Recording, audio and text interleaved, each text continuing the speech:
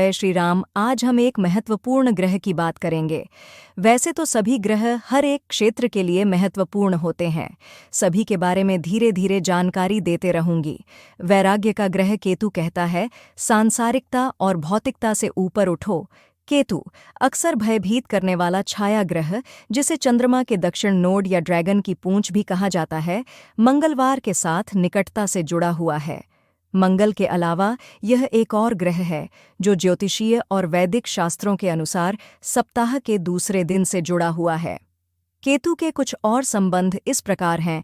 मूल जानकारी: रंग स्मोकी ग्रे, ग्रे प्रदर्शित संख्या 7 दिशा, दक्षिण रत्न, बिल्ली की आंख, लहसुनिया, धातु सीसा, प्रतिनिधि देवता भगवान गणेश। केतु का मंत्र एयुएम कें केतव्य नमः। प्रकृति और जाति: केतु को तामसिक प्रकृति का माना जाता है और इसे मिश्रित जाति का माना जाता है। मित्र ग्रह बुध, शनि और शुक्र शत्रु ग्रह, सूर्य, चंद्रमा और मंगल तटस्थ ग्रह। बृहस्पति परिचय: केतु या चंद्रमा का दक्षिण नोड एक छाया ग्रह है, अर्थात वैदिक ज्योतिष के अनुसार यह हमेशा राहु चंद्रमा के उत्तरी नोड के विकर्ण विरोध 180 डिग्री अलग में स्थित होता है। जैसा कि पहले बताया गया है, केतु एक छाया ग्रह है और मंगल ग्रह के समान ही व्यवहार करता है। यह बुध, शनि और शुक्र के साथ मित्रवत है। इसके मुख्य शत्रु चंद्रमा, सूर्य, मंगल हैं और बृहस्पति के साथ इसका संबंध तटस्थ है। सिरहीन, आधे शरीर वाले, धुएं के रंग के ग्रह की छवि के साथ केतु को आमतौर पर भ्रम, वैराग्य, आध्यात्मिकता, तप, रहस्य और कई अन्य चीजों के ग्रह के रूप में जाना जाता है। वैदिक शास्त्रों में उसे तामसिक और पापी स्वभाव का माना जाता है, लेकिन राहु जितना पापी नहीं। राहु और केतु आधे शरीर वाले हैं, राहु का ऊपरी आधा हिस्सा और केतु का निचला आधा हिस्सा। इसलिए व्यक्तिगत रूप से प्रत्येक छाया ग्रह का रूप अधूरा है, जो संतुष्टि और पूर्णता के लिए उनकी कभी न खत्म होने वाली खोज का प्रतीक है। ऐसा कहा जाता है कि राहु देता है जबकि केतु ले जाता है, लेकिन इस किस्से का एक गहरा अर्थ है। राहु पूर्ण भौतिकवाद का प्रतिनिधित्व करता है, जबकि केतु शुद्ध वैराग्य और आध्यात्मिक रूप से प्रेरित सांसारिक वियोग का प्रतीक है। इसलिए राहु व्यक्ति को अधिक से अधिक सांसारिक भोगों और भोगों में डुबोने की कोशिश करेगा, जातक को भ्रम और प्रलोभनों की ओर आकर्षित करेगा, जबकि केतु उसे आध्यात्मिकता और उच्च ज्ञान प्राप्त करने की ओर ले जाने की कोशिश करेगा। ऐसा माना जाता है कि इसे प्राप्त करने के लिए केतु भौतिक संपत्ति को छीन लेता है, जिसके परिणाम स्वरूप व्यक्ति को वित्तीय संकट का सामना करना पड़ता है। राहु और केतु के बीच एक और अंतर यह है कि राहु को सीधे तौर पर शरारती, हानिकारक, बर्बर और असभ्य माना जाता है, जबकि केतु लगभग वैसा ही है, लेकिन यह अपेक्षाकृत सूक्ष्म तरीके से काम करता है। इस प्रकार सूक्ष्मता राहु और केतु के बीच की पतली रेखा है। इसके अलावा यह देखा गया है कि राहु जहां दबंग और निरंकुश स्वभाव का है, वहीं केतु विनम्र और अतिसंवेदनशील है। कई प्राचीन ज्योतिष ग्रंथों के अनुसार केतु रहस्यमय है और इसके स्वरूप, अस्तित्व, गतिविधि, विचार, प्रवृत्ति और व्यवहार के बारे में पूरी अनिश्चितता है। केतु के भीतर क्या चल रहा है, इसका अनुमान लगाना या समझना बहुत मुश्किल है।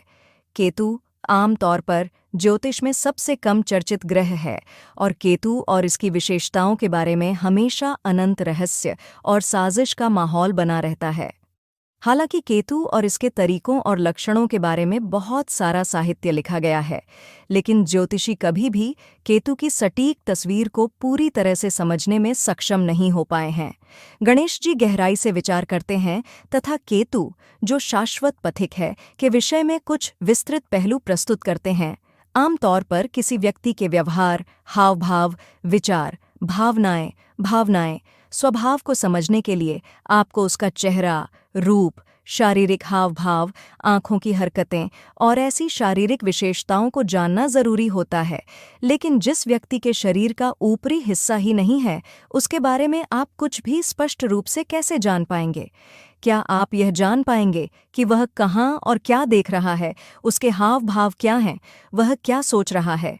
केतु एक ऐसा ग्रह है जिसका ऊपरी हिस्सा नहीं है, इसलिए यह अजीब और समझ से परे तरीके से व्यवहार करता है। केतु जुनूनी, अस्थिर, मायावी, अतिवादी और पेचीदा है, जिसमें पशुवत और भयानक प्रवृत्तियां हैं। यह कट्टरता से व्यवहार करने के लिए जाना जाता है, कभी कभी बिना तर्क और उचित तर्क के अक्षम्य क्रूरता के साथ। केतु में सबसे बहादुर लोगों की बुद्धि को हिला देने की शक्ति है। केतु सूक्ष्म, अचानक, अप्रकाशित, अप्रत्याशित, गुप्त और अव्यक्त क्षमताओं और शक्ति का प्रतीक है। केतु हमेशा एक अदृश्य तरीके से काम करने का प्रतिनिधित्व करता है। यही कारण है कि यह खुद ज्योतिष में सबसे कम चर्चा वाला ग्रह बना हुआ है। अधिकांश गतिविधियां जो लोगों की नज़र में आए बिना होती हैं, वे गतिविधियां केतु द्वारा दर्शाई जाती हैं। इस प्रकार केतु बेहतरीन मुखबिर और जासूस पैदा कर सकता है। सबसे महान खुफिया अधिकारी, अंडरकवर एजेंट और गुप्त ऑपरेशन विशेषज्ञों की जन्म कुंडली में केतु का महत्वपूर्ण प्रभाव पाया जाता है। हालांकि अन्य ग्रह संयोजनों और कारकों का भी गहराई से अध्ययन किया जाना चाहिए और उन्हें ध्यान में रखा जाना चाहिए। गणेश स्पष्ट करते हैं कि केतु का प्रभाव केवल उपरोक्त पहलुओं के लिए जिम्मेदार नहीं है, यहाँ तक कि अन्य ग्रह संयोजनों और कारकों को भी ध्यान में रखना होगा।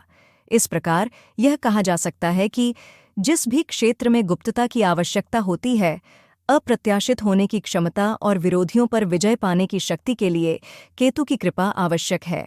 केतु के अनुकूल और प्रतिकूल पहलू। सकारात्मक पक्ष केतु ग्रह से जादूगर, भूत भगाने वाले, सेनापति, उग्रवादी, आरोग्यकर्ता, तंत्र मंत्र के झाता, जासूस, तपस्वी, सन्यासी, आध्यात्मिक ग्रंथों के लेखक, दानी, परोपकारी, वैदिक ग्रंथों और मंत्रों के व्याख्याकार, पूजा स्थलों के वास्तुकार, धार्मिक स्थलों के मार्गदर्शक, कठोर आध्यात्मिक गतिविधियों का अभ्यास करने वाले तपस्वी आदि पैदा हो सकते हैं। यह व्यक्ति को सादा जीवन, उच्च विचार की विचारधारा में विश्वास दिलाता है। ऐसा व्यक्ति दूसरों को खुश करने को अधिक महत्व देगा, भले ही उसे बदले में अपेक्षित खुशी न मिले। केतु के शुभ प्रभाव के कारण व्यक्ति समझौतावादी स्वभाव के साथ अत्यंत लचीला और अनुकूलनशील होगा। उसे विभिन्न विज्ञानों का अच्छा ज्ञान होगा और वह दूसरों की समस्याओं के लिए सुझाव देने में अच्छा होगा। वह एक अच्छा वार्ताकार हो सकता है। वह किसी भी स्रोत से लाभ कमा सकता है। ऐसे जातक दिल से सच्चे सन्यासी होते हैं, भले ही वे चारों ओर से उत्कृष्ट विलासिता से घिरे हों। ऐसे व्यक्ति महान शोधकर्ता, परोपकारी बनने के लिए एकदम सही उम्मीदवार होते हैं। वे ऐसे लोग हो सकते हैं जो हमेशा चैरिटी कार्यक्रम आयोजित करते रहते हैं। अनाथालय या वृद्धाश्रम, तीर्थयात्रियों के लिए विश्राम गृह, आध्यात्मिकता या योग केंद्र, संग्रहालय, रक्तदान केंद्र, आध्यात्मिकता या धार्मिक प्रदर्शनियां आदि बनाते या स्थापित करते रहते हैं। ऐसे लोग दूसरों की भलाई के लिए प्रेरित होते हैं और वे वास्तव में इस कहावत पर विश्वास करते हैं, मानव सेवा ही ईश्वर सेवा है। जिन जातकों की कुंडली में शुभ केतु होता है, उन्हें अंतर्ज्ञान की प्रबल भावना और भविष्य में होने वाली घटनाओं को पहले से ही भांप लेने की क्षमता प्राप्त होती है। मजबूत केतु वाले व्यक्ति अच्छे ज्योतिषी, टैरो कार्ड रीडर, लेखक, शिक्षक, वैज्ञानिक, आध्यात्मिक उपचारक, योग प्रशिक्षक, वन रेंजर भी बन सकते हैं। नकारात्मक पक्ष केतु निर्दयी, कट्टरपंथियों, अनैतिक बदमाशों, मानसिक या शारीरिक रूप से विक्षिप्त लोगों, असामान्य और भयावह प्रवृत्ति वाले लोगों, अजीब बीमारियों से पीड़ित लोगों, पाखंडियों, झल्लादों या सिर कलम करने वालों, मनोरोगियों, अत्याचारियों, जानवरों का शिकार करने वालों, सीरियल किलर को जन्म दे सकता है और बिल्लियों, जहरीले कीड़ों, सरीसृपों आदि के माध्यम से समस्याओं और खतरों का संकेत देता है। यह भी देखा गया है कि केतु द्वारा दर्शाए गए पेशे ऐसे हैं जिनमें बहुत अधिक जोखिम, खतरा, शारीरिक और मानसिक तनाव शामिल है। कुंडली में एक बुरे केतु के बारे में सबसे खतरनाक पहलू यह है कि यह जातक को एक भयानक निकट मृत्यु अनुभव का अनुभव करा सकता है। यह एक दुर्घटना, बिजली का झटका, किसी इमारत की छत से गिरना, बम विस्फोट या आतंकवादी हमला हो सकता है। केतु हमारे शरीर में मौजूद सभी विषाणुओं को नियंत्रित करता है और जातक को वायरल संक्रमण से भी पीड़ित कर सकता है। जन्म कुंडली में केतु के प्रतिकूल प्रभाव वाले व्यक्तियों का पहनावा अच्छा नहीं होता है। ऐसे लोगों में अजीबोगरीब प्रवृत्तियां भी होती हैं। वे लंबे समय तक दाढ़ी बढ़ा सकते हैं और फिर अचानक उसे शेव कर सकते हैं। वे अजीबोगरीब कपड़ों का संयोजन पहनते हैं और उनके बाल भी खराब हो सकते हैं। उनमें व्यक्तिगत स्वच्छता की कमी होती है और वे दूसरों के सामने महत्वहीन दिखाई देते हैं क्योंकि उनमें आकर्षण की कमी होती है। वे बिना किसी उचित कारण के अपने जीवन साथी पर शक करते हैं और इस तरह अपने संबंधों को खराब कर लेते हैं। वे खुद को ईमानदार व्यक्ति होने का दावा करते रहते हैं, हालांकि उनके कार्य दावों के विपरीत हो सकते हैं। उनकी कोई बड़ी महत्वाकांक्षा नहीं होती है और वे दूसरों को सरल रहने के लिए मनाने की कोशिश भी करते हैं। वे किसी ऐसे व्यक्ति से झगड़ा कर सकते हैं जो उनकी राय और विचारों से सहमत न हो।